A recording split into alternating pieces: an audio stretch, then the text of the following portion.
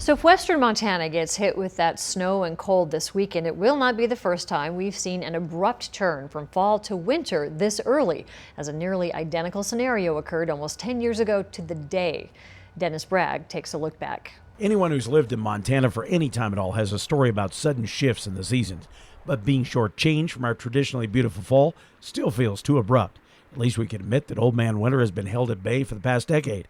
In fact, this weekend's sharp detour to winter hasn't happened to this extent since 2009. That's when September ended with the promise of nice weather, only to fall off a cliff in the first few days of October. A strong flow of Arctic air combined with a push of Pacific moisture dumped heavy, wet snow all across the northern Rockies. Potomac received some of the heaviest snow in the valleys, with 8 inches coating the upper Blackfoot.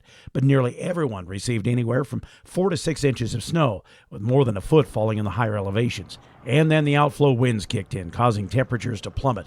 Missoula dropped to just 8 degrees. Kalispell set an all-time low of just 2 degrees on October 12th. Polebridge was 13 below, and the KPAX crew was right in the middle of it. With our record-breaking cold temperatures for this time of year, we thought we'd head out checking with some people just to find out how they're dealing with the frigid temperatures. You planning on spending more time here getting some of these coffee drinks, considering how cold it is? Yes, I get a couple a day. Nice. Hot ones now. I'd like the business like this every morning, but not the weather. Leaves naturally turn colors as those temperatures drop, and the green chlorophyll that generates energy from sunlight is drained from them.